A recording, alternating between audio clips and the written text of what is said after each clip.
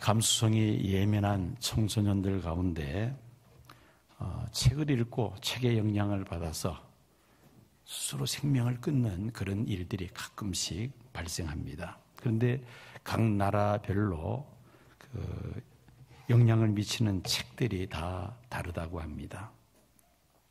독일은 괴테의 젊은 베르테르의 슬픔이라는 책을 읽고 가끔씩 청소년들이 스스로 생명을 끊는 그런 일들이 있습니다.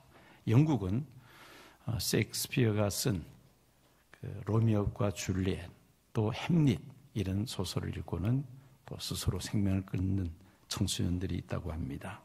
일본은 샤르트르의 구토라는 소설, 미국은 피츠제럴드의 위대한 개츠비라는 책을 읽고는 비관하여 생명을 끊는 청소년들이 있다는 것입니다.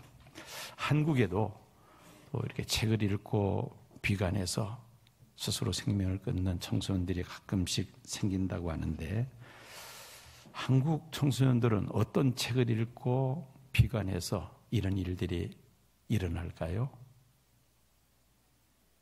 우리 청소년들이 한번 대답해 볼까요? 어떤 책을 읽고? 책을 안 읽으니까, 그죠? 수학책.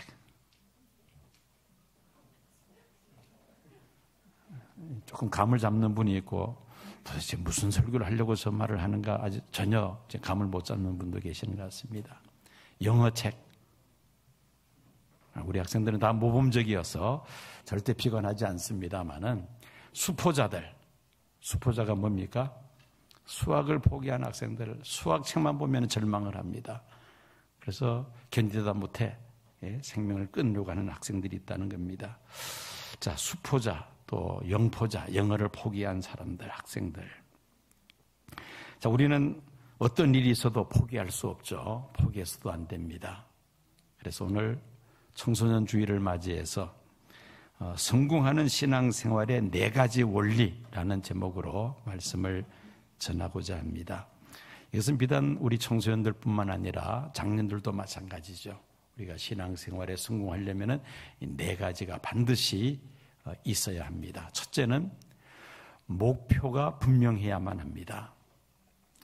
오늘 본문 말씀 보면은 사도 바울의 목표가 너무나도 분명하다는 것을 알 수 있습니다. 빌립보서 3장 13절 14절 말씀, 형제들아 나는 아직 내가 잡은 줄로 여기지 아니하고 오직 한 일 즉 뒤에 있는 것은 잊어버리고 앞에 있는 것을 잡으려고 푯대를 향하여 그리스도 예수 안에서 하나님이 위에서 부르신 부름의 상을 위하여 달려가노라.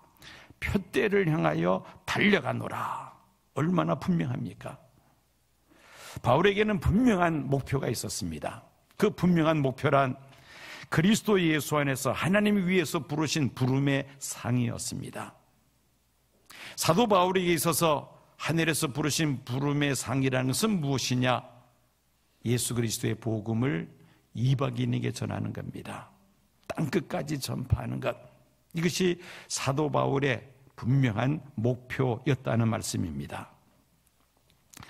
이런 새벽 시간부터 밤늦은 시간까지 참 땀을 흘리면서 제 아무리 열심히 살았다 할지라도, 또 교회에서 굳은 일 마다하지 않고 밤낮으로 수고하며 봉사했다 할지라도 목표가 분명하지 않으면은 그 수고가 헛된 수고가 될 수가 있습니다. 육상 선수가 제 아무리 세계 신기록으로 그렇게 달렸다 하더라도 꼬린 지점으로 하지 않고 딴 지점으로 달렸다면 그건 다 무효이죠. 내가 어디로 달려야 할지 목표가 분명해야 되겠다는 것입니다. 우리가 목표를 세우기 위해서는 그 이전에 목적이 또 분명해야만 합니다. 내가 무엇을 위해서 살아야 될 것인가? 바로 이 목적입니다. 무엇을 위해서 열심히 내가 공부해야 되는가? 열심히 달려가야 하는가? 열심히 일을 해야 하는가? 그 목적이 있어야 되겠다는 것입니다. 웨스트민스터 요리문답의 제1조 1항, 인생의 목적이 무엇입니까? 라는 질문에 대한 대답이 무엇입니까? 하나님께 영광을 돌리며 영원히 하나님을 즐거워하는 것이 인생의 제일 되는 목적이라고 분명히 밝히고 있습니다. 피조물인 우리 인생들이 조물주이신 하나님께 영광을 돌리는 삶, 이것이 당연한 일이라는 것이죠. 이것이 인생의 목적이 되어야 된다는 겁니다. 여러분들의 신앙생활의 목적이 무엇입니까? 우리 청소년들은 모태신앙, 부모로부터 신앙을 이어받아서 그저 어렸을 때부터 습관적으로 교회 나오고 있는 것이 아닌가. 또 신앙생활하면은 내가 원하는 소원들이 이루어진다고 하니까 그래서 교회 나오는 것이 아닌가. 어떤 분들은 가정의 평화를 위하여 아내에게 끌려서 남편에게 끌려서 주일 교회 와서 예배드리는 성도들도 없잖아 있을 수가 있습니다. 자, 이렇게 교회에 나오는 동기가 여러 가지가 있을 수도 있겠습니다만은 그러나 중요한 것은 앞으로가 문제이죠. 지금까지는 모태신앙인이기 때문에 내가 원하는 소원을 이루기 위해서 또 가정의 평안을 위해서 이렇게 나왔다 하더라도 문제는 오늘부터 이후로 내가 어떤 목적을 가지고 교회 나올 것인가, 신앙생활할 것인가, 이게 중요하다는 말이죠. 하나님께 영광을 돌리기 위해서 나는 무슨 일을 해야 할 것인가, 이것이 여러분들의 삶의 목표가 된다면 이미 여러분들은 성공 대열에 들어선 것이나 다름이 없습니다. 자, 그러기 위해서는 하나님께서 내게 주신 은사가 무엇인가를 발견해야 될 것이며 내가 잘하는 일, 내가 좋아하는 일이 무엇인가를 빨리 발견해야만 합니다. 거기에 따라서 여러분들은 다양한 삶의 목표를 세울 수가 있습니다. 즉 다양한 직업들을 선택할 수 있다는 것이죠. 요즘 코로나19 팬데믹으로 인해서 이 의사, 간호사들이 아주 인기가 높아진 것 같습니다. 그만큼 중요한 역할을 하기 때문이죠.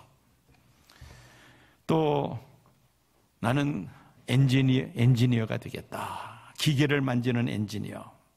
또 어떤 사람들은 컴퓨터의 소프트 프로그래머가 되겠다.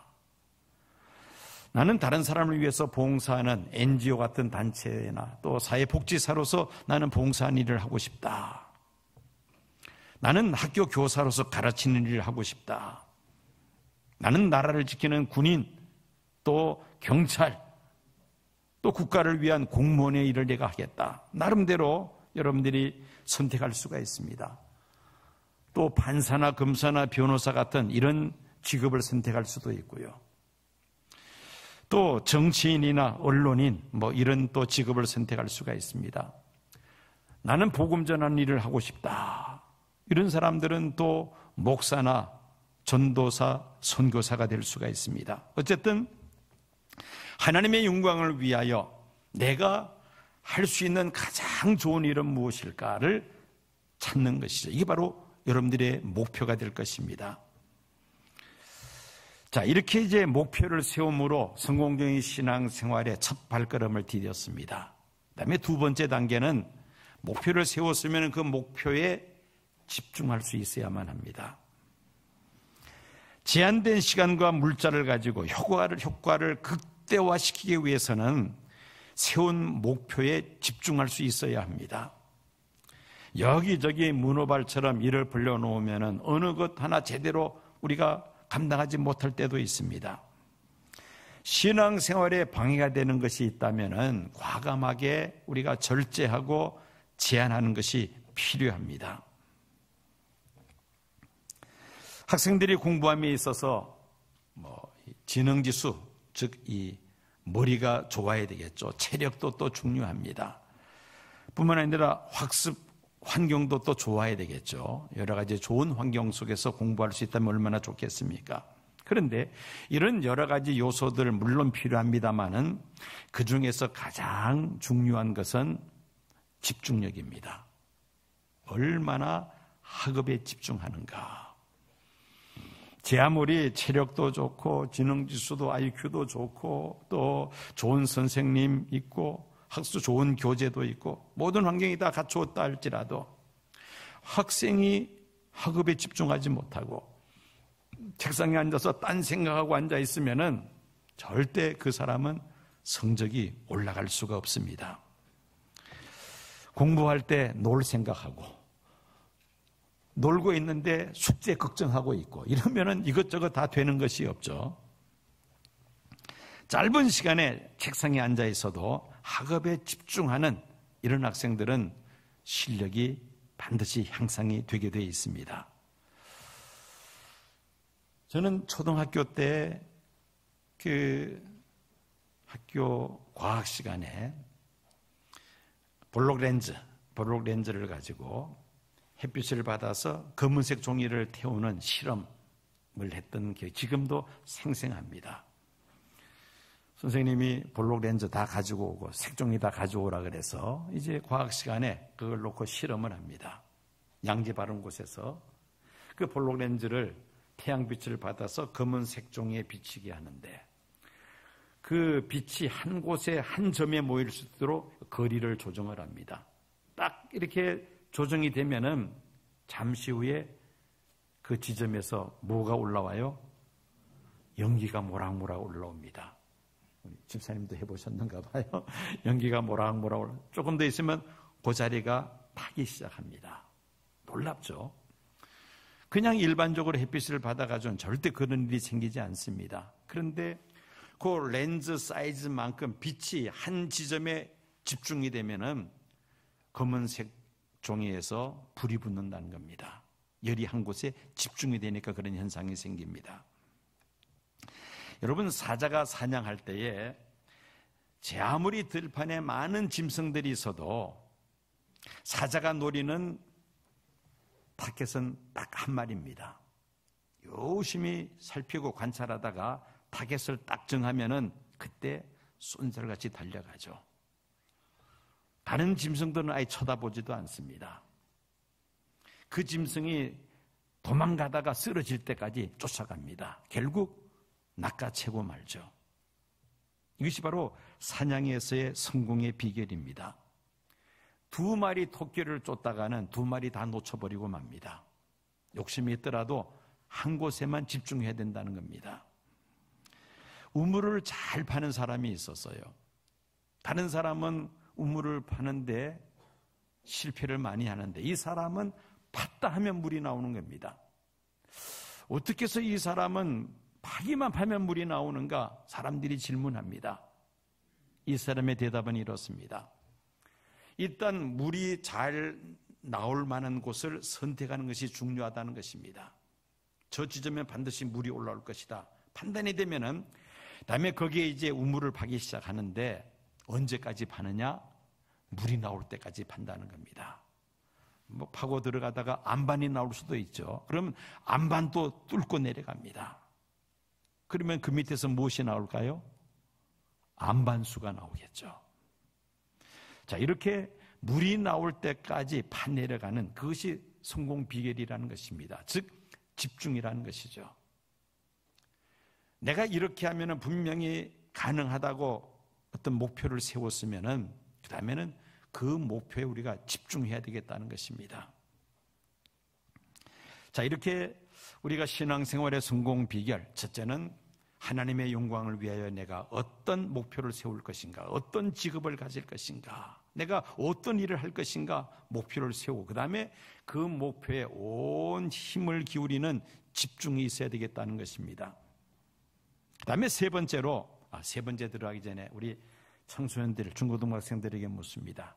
자, 성공하는 신앙생활 4단계를 이야기할 텐데 첫 번째 단계가 뭐라고요? 목표를 세워야 된다. 두 번째는 집중해야 된다. 네 번째까지 다 묻습니다. 나중에 다 대답 못하면 나머지 공부를 따로 할 거예요.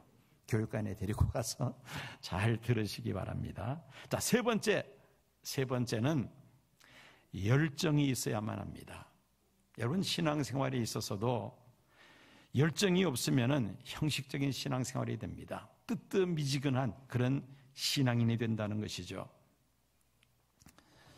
월드컵 축구 4강 신화를 만들어냈던 히딩크, 그가 한국 축구 대표팀을 맡고 그 한국 대표 선수들에 대한 첫 인상이 무엇이냐면은 선수들의 엄청난 열정에 감동받았다는 겁니다. 선수들의 엄청난 그 열정.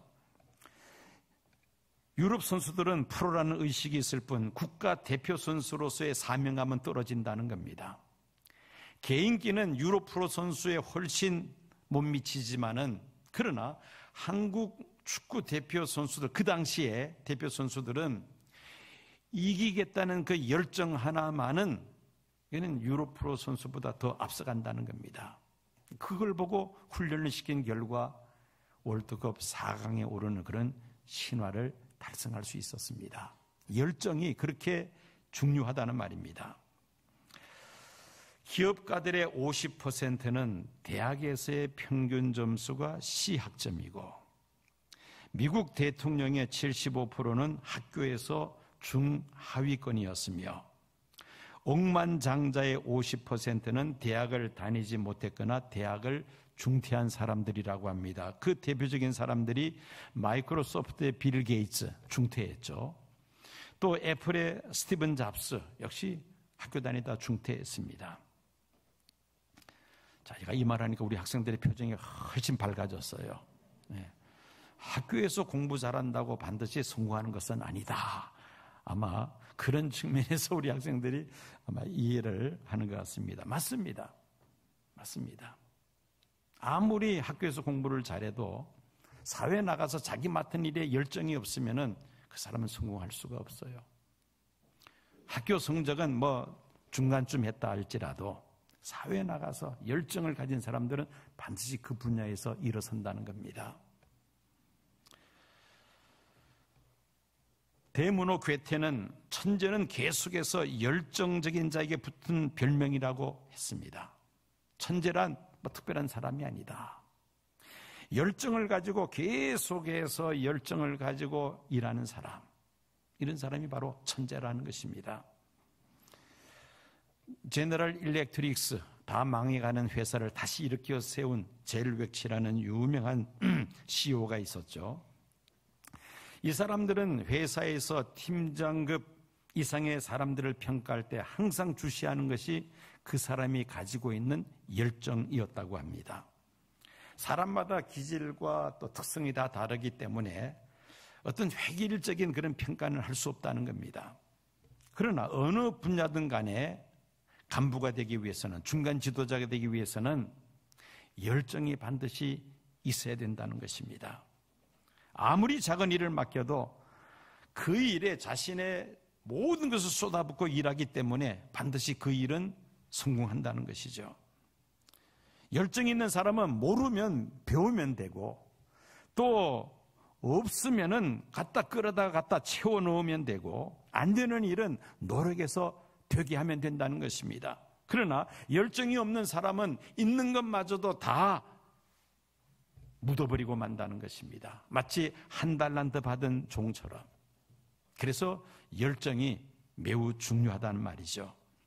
실존주의 철학가 키에르케고르는 이 세대는 종교가 부족해서 망하는 것이 아니라 하나님을 향한 열정이 부족해서 망할 것이다 라고 그렇게 말을 했다고 합니다. 자, 우리가 신앙적으로 하나님을 향하여 얼마나 열정을 가지고 신앙생활을 하는가? 아니면은 그저 뜨뜻미지근한 상태에서 신앙생활을 하고 있는가? 한번 우리 자신을 돌아볼 필요가 있습니다. 코로나19로 인해서 뭐 사회적 거리 두기하고 여러 가지 제한을 하다 보니까 교회에 나와서 전에는 자유롭게 예배를 드렸는데 이제는 모든 것을 제한하다 보니까 점점 교회와 거리가 멀어지고 있습니다. 성도의 교제도 단절이 되고 하나님 앞에 드리는 예배도 교회 나와서 드리지 못하고 영상으로 드리다 보니까 신앙심, 그 열정이 점차 식어져 갈 수밖에 없는 것이죠. 이 열정을 다시 회복해야지만이 우리가 신앙생활에 성공할 수가 있습니다. 여러분, 사회에서도 그렇지만은 신앙생활, 이 열정이 없으면은 적당하게 신앙생활을 합니다. 신앙이 절대 그런 사람들은 성장하지를 않습니다. 늘 제자리에 머물러 있거나 뒤로 퇴보하고 말 것입니다. 열정이 있어야 되겠다. 공부하는 학생들 열정이 있어야 됩니다. 배움의 기회, 내가 열정을 하고 열심히 한번 내가 공부해 보겠다. 이런 열정이 있으면 반드시 우리 학생들은 학업에 성공할 수 있다는 말이죠. 자, 그 다음에 이제 마지막으로 네 번째, 오늘 성령 강림 주일입니다. 성령으로 충만할 때에 우리는 성공적인 신앙생활을 하게 될 줄로 믿습니다. 그 말씀이 오늘 로마서 12장 11절 말씀입니다. 자, 우리가 처음 예수님을 구주로 영접하고 구원의 확신을 가질 때는 열심을 품고 정말 교회 나오는 시간이 기다려지고 즐거웠고 교회 나서 예배드리면 그렇게 은혜가 됩니다. 그런데 시간이 지나가면서 신앙생활에 익숙해지고 교회 생활에 익숙해지면 그 다음부터 타성해졌게 됩니다. 습관적이고 타성적인 신앙생활, 미지근한 신앙생활이 된다는 말입니다. 자기 나름대로 신앙생활, 교회 생활에 대해서 적당한 선을 이렇게 긋습니다. 그 테두리 안에서만 신앙생활을 하고자 합니다. 교회 나오는 시간 일주일에 딱 한 번 주일 대예배 참석하는 것으로 나는 그것으로 끝이다. 헌금 조금 아깝기는 하지만은 일주일에 한 번 10,000원 감사금 드리는 것으로 나는 만족할 것이다. 여행 갈 시간이 있어도 교회에 봉사하고 은혜 받는데 사용할 시간은 내게는 없어. 필요가 없어. 자녀들을 위하여 자신의 노후를 위해서는 아끼지 아니하고 물질을 사용합니다마는 하나님의 선한을 위하여 사용한 재물은 나는 넉넉지 않아. 지안해버리고 맙니다. 이런 미지근한 신앙 상태에서는 절대 그 신앙은 자라지를 않습니다. 한때 우리나라 최고의 지성이라고 불렀던 이어령 교수, 이분이 예수를 구주로 영접하고 세례를 받고 지성에서 영성으로 난 책을 써서 베스트셀러가 되었습니다. 여러분 한번 방송실 한번 올려봐 주십시오. 지성에서 영성으로. 이분은 세례를 받고 이 책을 출판하면서 이런 고백을 합니다. 예수님을 믿고 난부터 날마다 지성에서 영성으로 점프를 한다고 그렇게 말을 합니다. 지성에서 영성으로, 이성에서 열정으로 점프를 해야 초월하신 하나님을 경험하게 되며 그 믿음이 성장할 수 있다고 책 속에서 그는 주장을 합니다. 여러분, 지성에서 영성으로, 이성에서 열정 있는 그리스도인이 되기 위해서 우리에게 꼭 필요한 것이 있다면 바로 성령 충만하심입니다. 로마서 12장 11절 우리 개역 개정판에는 열심을 품고 주를 섬기라고 번역하고 있습니다마는 표준 세 번역을 보면은 성령으로 뜨거워진 마음을 가지고 주님을 섬기십시오 번역하고 있습니다. 성령으로 뜨거워진 마음을 가지고 주님을 섬기십시오. 하나님은 머리 좋은 사람보다 가슴이 뜨거운 사람을 사용하십니다. 예수님의 제자들 가운데서 머리 좋은 빌립보다 가슴이 뜨거운 베드로가 앞장서서 더 많은 주의 일을 감당합니다. 성령님은 우리의 마음과 가슴을 뜨겁게 하시는 하나님이십니다. 사도행전은 성령으로 뜨거워진 그 사도들의 행적을 기록한 것이 바로 사도행전입니다. 초대교회 성도들의 별명이 있었습니다. 그것은 바로 굴러다니는 불덩어리였습니다. 성령으로 뜨거워져서 가슴이 뜨거워지니까 불이 붙으니까 그들은 가는 곳곳마다 예수 그리스도의 부활을 증거합니다. 그래서 초대교회 성도들을 굴러다니는 불덩어리라고 불렀던 것입니다. 그만큼 성령으로 충만하여져서 가슴이 뜨거웠다는 그런 말씀입니다. 부활하신 예수님을 만난 제자들, 오순절 성령 강림 전까지는 예루살렘 거리로 감히 나가지를 못했습니다. 그들은 집 문을 닫아놓고 그 안에서 숨을 죽이면서 그들은 불안에 떨었습니다. 그런데 오순절 성령의 충만을 받고 나니 그들이 예루살렘 거리로 뛰쳐나가서 예수 그리스도의 부활을 담대하게 증거한 것입니다. 왜 그렇습니까? 성령의 충만을 받으니까 가슴이 뜨거워지는 겁니다. 마음이 뜨거워지니까 복음을 전하지 아니하면 견딜 수 없었다는 말입니다. 여러분, 열정적인 신앙인이 되기 위해서 우리의 가슴이 뜨거워져야 될 것이며, 우리의 가슴이 뜨거워지기 위해서는 성령의 기름 부으심, 성령의 충만하심을 받아야 할 줄로 믿습니다. 청소년 주일을 맞이했습니다. 우리 청소년들과 오늘 통합 예배를 드리는데, 우리 청소년들, 다음 세대 지도자가 될 우리 청소년들입니다. 오늘 4가지 신앙생활의 성공 원리를 설교를 했습니다. 이제 물어봅니다. 첫째는 무엇이 분명해야 된다?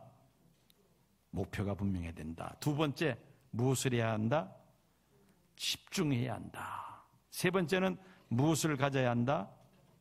열정. 그 목표를 향해서 집중을 가지고 열정을 가지고 해야 된다. 마지막 4번째는 성령의 충만하심을 받아야 한다. 마스크를 쓰고 있으니까 누가 대답을 하는지 안 하는지, 소리는 듣기는데 누가 말을 하는지 도대체 알 수 없습니다. 이럴 때는 전부 다 합격입니다. 오늘 나머지 공부 안 해도 됩니다. 자, 4가지 성공적인 신앙생활의 원리, 우리 청소년들, 우리 학생들뿐만 아니라 우리 성도님들도 마찬가지입니다. 이 4가지가 있으면 우리는 정말 사도 바울처럼 후회함이 없는 표대를 향하여 부름의 상을 위하여 나는 달려가노라, 최선을 다해서 다름질하심으로 우리 주님 앞에 서는 날 각 사람이 행한 대로 상급을 주시는 날에 큰 상급을 받는 귀한 성도님들 되시기를 축원합니다.